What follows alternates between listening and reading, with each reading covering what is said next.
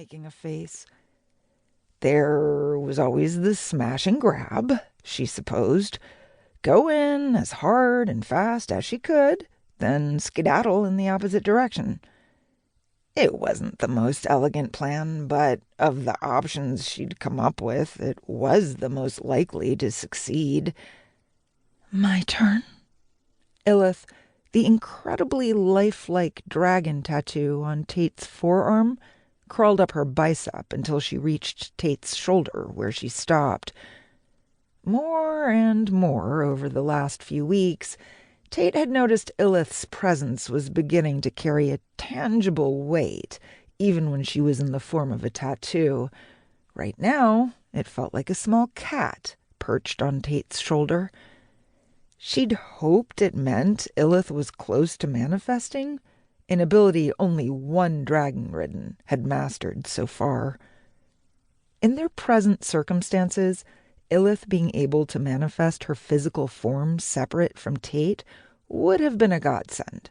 All Tate would have needed to do then was send her forward to steal the treasure. Illith could have secured it and flown off before either dragon-ridden could react. Unfortunately, such ideas were nothing more than an ephemeral dream. As far as she could tell, Illith was no closer to manifesting than she had been all those weeks ago when Ryu demonstrated the theory behind how it worked. It left Tate no choice but to get her own hands dirty. Almost, Tate thought at Illith. The dragon set her chin on her paws and flicked her tail in disappointment. Want the shiny? Of that, Tate had no doubt.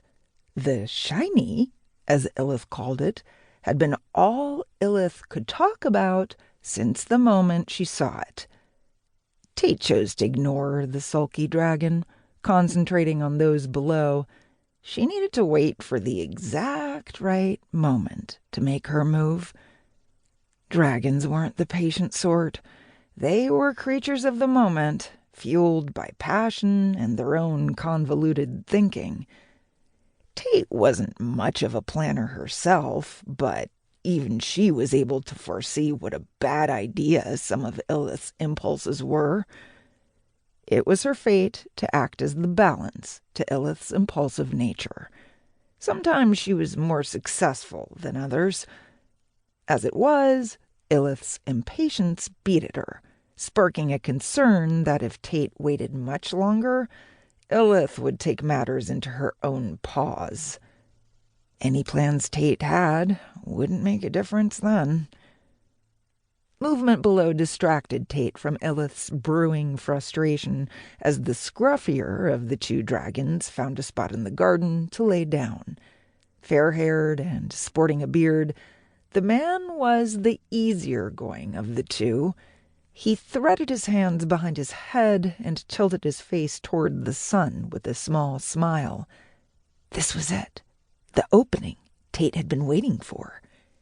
She stopped resisting Illith, dropping the barriers she constantly kept in place between the two of them. The barriers were a necessary precaution to preserve both their minds. Without them, Illith and Tate would blend together, making it impossible to know where one ended and the other began. That way lay madness. Illith surged to the forefront as energy built within Tate. Her skin prickled as a sensation that was both pain and pleasure took over. Before she could do more than initiate the change, a small fuzzy creature shot out from one of the hedges.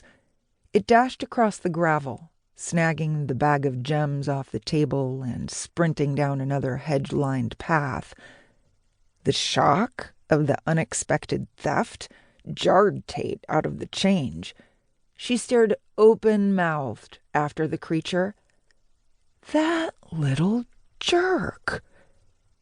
As if the theft was a signal, children darted out from their hiding places in the hedges, fleeing in the wake of the thief. "My shinies!" Illith wailed.